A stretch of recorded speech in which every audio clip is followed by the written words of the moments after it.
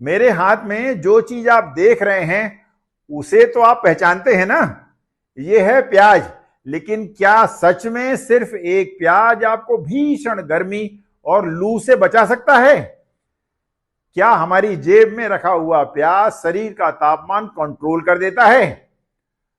तो फिर इतने बड़े बड़े राजनेता, सेलिब्रिटी, साधु संत और मीडिया चैनल ये बात क्यों करते हैं? और सबसे बड़ा सवाल ये कि क्या ये परंपरा और विज्ञान से जुड़ी है या सिर्फ एक पुरानी मान्यता है?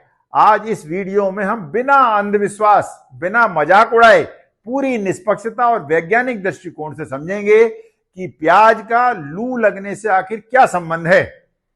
क्या प्याज का रस पीना या माथे पर लगाना सच में काम करता है? और गर्मियों में लू से बचने का असली वैज्ञानिक तरीका क्या है?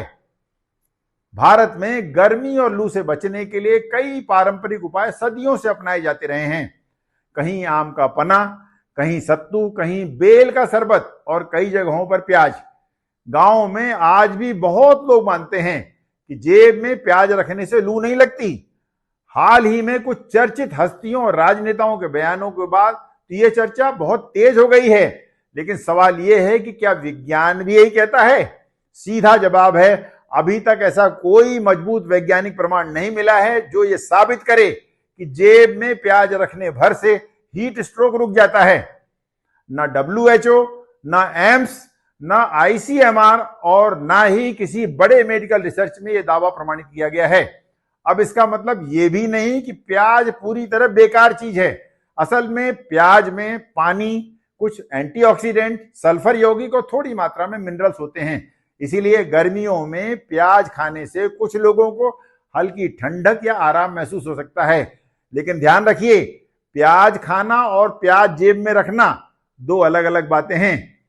क्या आप जानते हैं कि मानव शरीर का तापमान कैसे कंट्रोल होता है? मुख्य रूप से पसीने से, पानी पीने की मात्रा से, ब्लड सर्कुलेशन से और वातावरण की गर्मी से।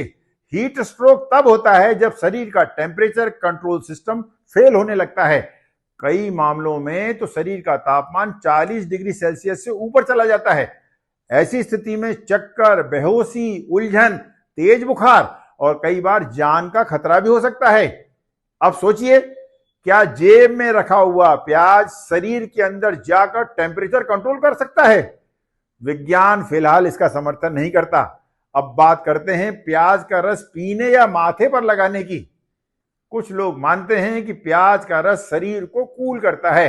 हो सकता है कुछ लोगों को इससे टेम्पररी आराम भी महसूस हो। माथे पर लगाने से इवापोरेशन यानी वाष्पीकरण के कारण हल्की ठंडक भी लग सकती है। लेकिन इससे शरीर का अंदरूनी टेम्परेचर कंट्रोल नहीं होता और ना ही हीट स्ट्रोक की गारंटी वाली सुरक्षा मिलती है। और यही सबसे बड़ा खतरा पैदा होता है।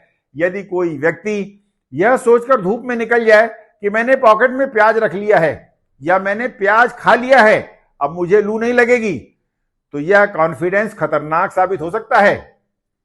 तो फिर यह मान्यता बनी कैसे? संभवतः इसलिए क्योंकि पुराने समय में प्याज आसानी से उपलब्ध हो जाती थी। गर्मियों में भोजन के साथ ये खाई भी जाती थी। इससे शरीर में पानी की मात्रा भी बढ़ती थी और लोगों को सब्जेक्टिव कूलिंग महसूस होती थी। धीरे धीरे यह लोक मान्यता बन गई। और सच कहें तो भारत की कई पारंपरिक चीजों में कुछ व्यवहारिक समझ जरूर छिपी होती है। लेकिन समस्या तो तब शुरू होती है जब परंपरा को बिना वैज्ञानिक प्रमाण के गारंटी वाला इलाज बना दिया जाता है। डॉक्टर और पब्लिक हेल्थ एक्सपर्ट्स बार बार ये सलाह देते हैं कि लू से बचने का सबसे प्रभावी तरीका है पर्याप्त पानी पीना। ORS और इलेक्ट्रोलाइट्स, छाछ, नींबू पानी, सत्तू, सिर और शरीर को ढकना, दोपहर 12 से 4 बजे की धूप से बचना और बुजुर्गों और बच्चों का विशेष ध्यान रखना। एक्सपर्ट्स ये भी बताते हैं कि ह्यूमिडिटी यानी नमी बढ़ने पर शरीर का पसीना ठीक से सूख नहीं पाता। इससे हीट स्ट्रोक का खतरा और बढ़ जाता है। यानी असली सुरक्षा वैज्ञानिक सावधानियों में है, न कि किसी एक जादुई वस्तु में। परंपराओं का सम्मान जरूर होना चाहिए, लेकिन स्वास्थ्य सुरक्षा का आधार तो विज्ञान ही होना चाहिए। यदि आप गर्मियों में प्याज खाना चाहते हैं तो जरूर खाइए, लेकिन यह मान लेना कि सिर्फ प्याज आपको लू से बचा लेगा, यह एक खतरनाक भ्रम हो सकता है। याद रखिए, हीट स्ट्रोक कोई मिथक नहीं बल्कि जानलेवा सच्चाई है और जागरूकता ही सबसे बड़ी सुरक्षा है। धन्यवाद। जय हिंद।